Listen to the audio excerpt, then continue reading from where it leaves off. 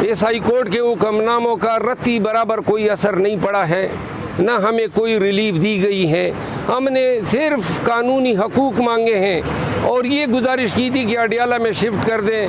तारीखें हमें मिल रही हैं, रिलीफ जो है वो भी नहीं मिल रहा है जो आम इंसानों को और आम कैदियों को मिलता है। शेव करने के लिए शीशा नहीं, बदबूदार कमरा और साथ में अटैच बात नहीं है। फिर ऊपर से जज साहब की रिपोर्ट के मुताबिक इन्होंने कैमरा नस्ब किया हुआ है।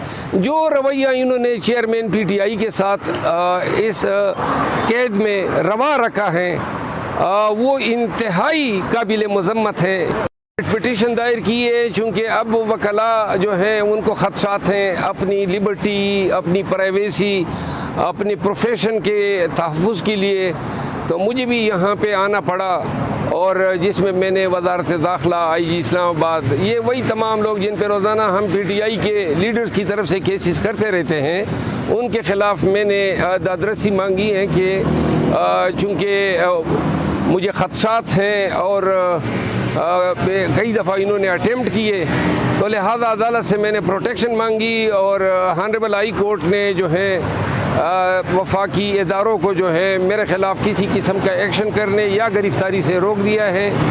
अगली तारीख़ जो है वो 30 अगस्त मुकर्रर हुई है, जिसके बाद देखा जाएगा कि जी ये वैसे ही हरासमेंट कर रहे हैं या कोई इन्होंने कानूनी कार्रवाइयाँ की हैं या नहीं की है।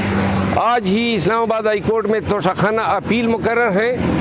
इस हवाले से मैंने कल ट्वीट भी की थी कि लोग ये इम्प्रेशन दे रहे हैं कि गोया अगर आज सज़ा मुअत्तल होती है तो चेयरमैन PTI जो है वो रिलीज़ होके बाहर आ जाएंगे। मैंने इस इम्प्रेशन को गलत करार दिया है, क्योंकि जब चेयरमैन PTI की अपील पहली दफ़ा डिवीज़न बेंच के सामने आई, अगर उस दिन सज़ा मुअत्तल हो जाती तो चेयरमैन PTI जो हैं वो बाहर आ जाते, लेकिन चूँकि उसको उस मुकदमे ने इतनी तवालत पकड़ ली है कि इस दौरान जो है 25 लगभग मुकदमात में चेयरमैन PTI को गिरफ़्तार कर लिया गया है। तो लिहाजा आज जो सज़ा की मुअत्तली है वो अगर आज, जिसका कभी इम्कान है क्योंकि कानून शॉर्ट टर्म सेंटेंस और फिर ऐसे ट्रायल जो इस केस में हुए हैं, ऐसे केसेस में रूटीन है कि सज़ाएँ मुअत्तल होती हैं, लेकिन इसका फ़ायदा चेयरमैन PTI को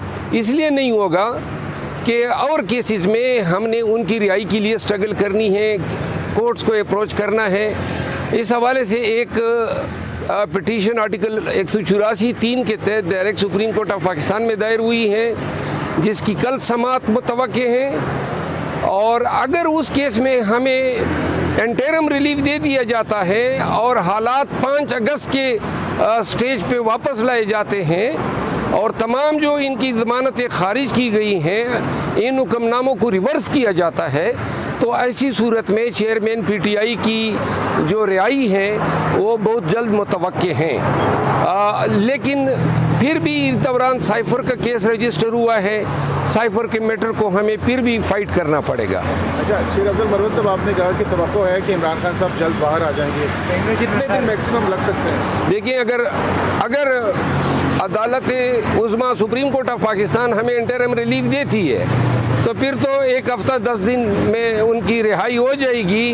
अगर उसमें साइफ़र में भी हमें रिलीफ मिल जाता है तो फिर चेयरमैन PTI 1-2 दिनों में रिहा हो जाएंगे। लेकिन अगर साइफ़र चूँकि नया इशू है उसमें हमें रिलीफ नहीं दिया जाता है तो साइफ़र के मैटर में जब तक उनकी बेल नहीं होती है तब तक उनकी रिहाई मुमकिन नहीं है। अटक के एडिशनल सेशन जज ने जो दौरा किया जेल का, उन्होंने जो इंकशाफात किए इमरान खान की सुलियत के हवाले से, आप भी एक दरख्वास्त लेके गए हुए हैं, क्या कहेंगे इसके ऊपर? ये तो बड़ी 17 दिन हो गए हम यहाँ इस हाई कोर्ट में आए हैं। इस हाई कोर्ट के हुक्मनामों का रत्ती बराबर कोई असर नहीं पड़ा है, ना हमें कोई रिलीफ दी गई है। हमने सिर्फ कानूनी हकूक़ मांगे हैं और ये गुजारिश की थी कि अडियाला में शिफ्ट कर दें। तारीखें हमें मिल रही हैं, रिलीफ जो है वो भी नहीं मिल रहा है जो आम इंसानों को और आम कैदियों को मिलता है। शेव करने के लिए शीशा नहीं, बदबूदार कमरा और साथ में अटैच बात नहीं है। फिर ऊपर से जज साहब की रिपोर्ट के मुताबिक इन्होंने कैमरा नस्ब किया हुआ है। जो रवैया इन्होंने चेयरमैन PTI के साथ इस कैद में रवा रखा है वो इंतहाई काबिल मज़म्मत है, गैर इंसानी रवैया है। और हमें गिला अदालतों से है कि अदालतों ने हमें वो भी नहीं दिया जिसके हम हकदार हैं। साइफर केस जिस कानून के तहत रजिस्टर हुआ है वो कंट्रोवर्शियल हो गया, सदर ने उसको नोटिफाई नहीं किया है, तो अब इस केस का क्या पोजीशन बनेगा जब कानून ही नहीं है? साइफर भी तोशाखाना की तरह एक फ्रॉड है। ये तमाम मुकदमात जो हैं कोई इनकी कानूनी हैसियत नहीं है, एब्यूज़ है प्रोसेस ऑफ लॉ का। जितने भी मुकदमों में चेयरमैन PTI को मुल्ज़िम नामज़द किया गया तक लगभग 188-185 मुकदमात बशमूल साइफर बशमूल तोशाखाना, इन सब की कानूनी हैसियत कुछ नहीं है। इसका आखिरी नतीजा यही निकलेगा कि सारे मुकदमात ख़त्म होंगे, लेकिन ये जो वक्त है इससे वो मतलूबा नताइज इन्होंने हासिल करने हैं और ये हासिल कर रहे हैं। शेराज़ मरवत साहब, आपने अपने ट्वीट में कुछ गद्दारों की तरफ इशारा किया था कि PTI के अंदर अभी भी कुछ गद्दार मौजूद हैं। वो मामला सेटल डाउन हो गया, क्या हुआ था और क्या नाम बताना पसंद करेंगे आप? देखिए, वो चूँकि क़यादत ने मुझे इससे मना किया है तो मैं उनके अहकामात की पासदारी करूँगा।